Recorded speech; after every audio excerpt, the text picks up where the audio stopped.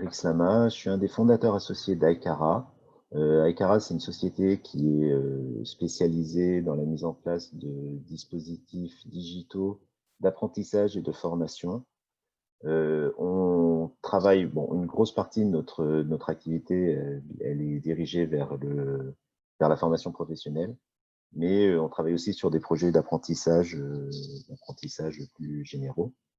Et notamment, on est associé avec un éditeur qui s'appelle Tom Pouce pour produire des contenus pédagogiques destinés aux premiers apprentissages ou aux apprentissages en élémentaire,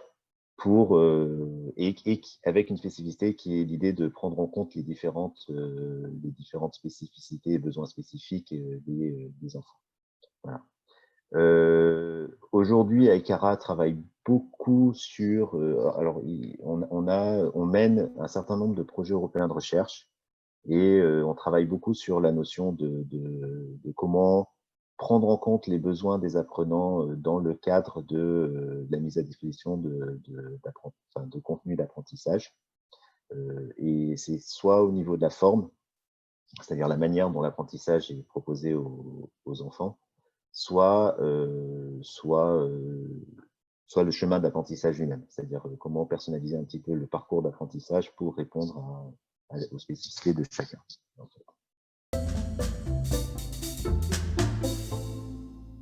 Il y a deux axes. Alors, je vais surtout parler des projets européens, en gros, qu'on mène.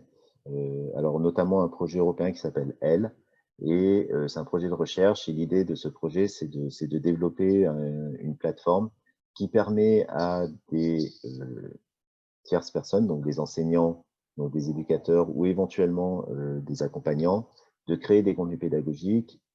Et la plateforme va permettre de transformer ces contenus pédagogiques pour prendre en compte les besoins spécifiques des enfants. C'est-à-dire que l'idée derrière ce projet, c'est que, une personne peut créer un contenu avec un objectif pédagogique et le faire une fois.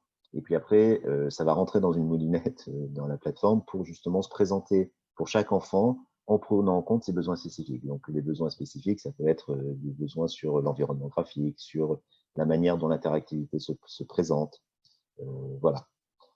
Et ce projet, il fait suite en fait à un autre projet de recherche européen qui s'appelait Also, qui est finalisé, où là, on a pu tester le fonctionnement en fait de ce type de contenu en créant des contenus justement adaptatifs. C'est-à-dire que il y a une activité, compter le nombre de mots dans une phrase par exemple, et il y a la possibilité d'accéder à un panneau d'adaptation qui permet justement de changer complètement la manière dont l'activité est présentée aux différents enfants pour prendre en compte leurs besoins. Donc ça peut être par exemple d'enlever complètement l'environnement graphique derrière pour qu'il n'y ait que le contenu d'interaction qui se présente.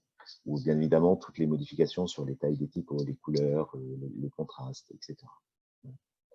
Et une des applications qui a permis, qui en est tirée de ce premier projet de recherche Also, c'est une application qui s'appelle Entrons dans l'écrit, qui est une app enfin, qui est proposée sur Google Play ou l'App Store et qui permet d'illustrer ce concept-là. Je pense qu'un des points qui est important, c'est effectivement de continuer à donner des outils qui permettent de répondre aux enjeux de l'école inclusive aujourd'hui. Que l'école inclusive devienne vraiment une réalité et pas simplement une intention. Et donc, du coup, enfin, vraiment réfléchir à ces différents outils. Et ça permet de faire le lien aussi avec une question sous-jacente qui est pourquoi innover. Et pourquoi innover, c'est vraiment justement continuer à réfléchir, à trouver des solutions pour répondre à ces différents besoins spécifiques, profiter de l'évolution des outils, de la compréhension de comment aider ces enfants, comment aider des personnes qui ont différents handicaps. Et, euh, et voilà, donc l'idée, c'est vraiment d'aller dans ce sens-là. Je pense que 2020, ce besoin va être d'autant plus fort que aujourd'hui, j'ai l'impression que le corps éducatif est quand même très occupé par la situation sanitaire. Et voilà, et donc du coup, un certain nombre d'enfants peuvent peut-être être un petit peu moins suivis qu'ils ne devraient l'être ou enfin, auxquels on répond moins, enfin, on répond un peu moins à leurs attentes. Et du coup, fin 2020, ça va être, je pense qu'il va y avoir un focus à faire pour justement recommencer à prendre en compte leurs besoins.